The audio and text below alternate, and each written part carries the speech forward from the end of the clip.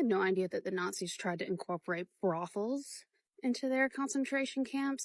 And while it was a shock, it also wasn't, because this is a very common tactic. So I want to say, trigger warning, I'm not going to show any images in this video. And I'm going to talk about some dark shit. So especially if you have Jewish ancestry, just be aware that this is what I'm talking about. And of course, make your own decisions.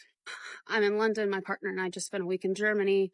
We went to Dachau, the first concentration camp. I don't know if I said that right. There are a lot of German words I've heard since then. And like 3 hours into this tour, because the camps are huge.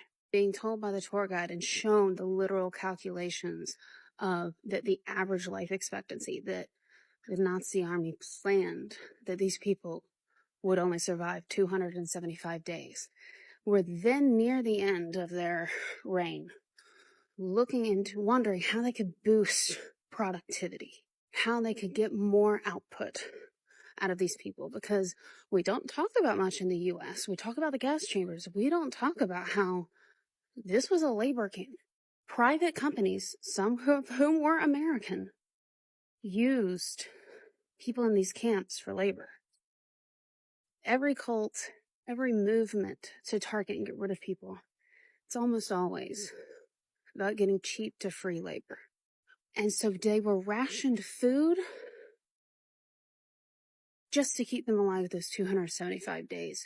If you've seen images from this time, you can see that they were really barely kept alive. I mean, they were skin and bones, barely recognizable to people who knew them. Look back at those photos, if they were able to identify them at all, because they stripped them of names as well. So the Nazis were wondering, after, a few years of starved labor, how they could get more out of them. And instead of thinking food, they were like, let's bring from the women's concentration camp. If this literally dying person does a good job today, we'll give them a coupon to go to the women's concentration camp brothel house and grape them.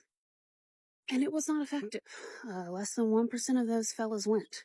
And the only thing that's mildly surprising to me about that, because the subjugation of women is not, is how did you think men who were barely starving, one, had any libido, and two, would have even been physically able to do anything when they were that hungry and exhausted? Yet it makes perfect sense, because in that mindset of control, and I talk about this a lot with workplaces now, like corporate America, and I'm not equating these as the same things, but keep in mind, we learn tactics from narcissists, psychopaths, etc. And the American workforce was modeled after the American military. So I'm not equating these situations, but it is critical for us to understand that what we see as leadership and what we see as acceptable is influenced by these larger historical forces. And some people do not want effectiveness. They want control. And some people are sadists and they enjoy it. And so if you are running a camp, you're greatly outnumbered. You got to keep them weak, and you have to keep them policing each other so that they turn on each other to appeal to the power, not overthrow the power. You don't want them bonding because they can revolt. When people have slightly more power than other people, even if you are still starving them, I'm sure the hope was, if we make these men feel better than women, that will give them a sense of power. But in this case, the situation was so dire that it didn't work. And I have a lot to say on the connection between the U.S. and Nazi Germany and where Nazis learned this from. And I've talked about that some in my videos I've made about the book Cast, which is in my playlist, Dr. K Reads. And I'll have a longer Substack out in probably several weeks, because I'm behind on my travel Substack, going into more detail about what we learned, what we saw, and how it parallels to American history and tactics used in organizations. But I bring this up to keep in mind that when someone promises you that another group will have less, it does not mean that you will have more.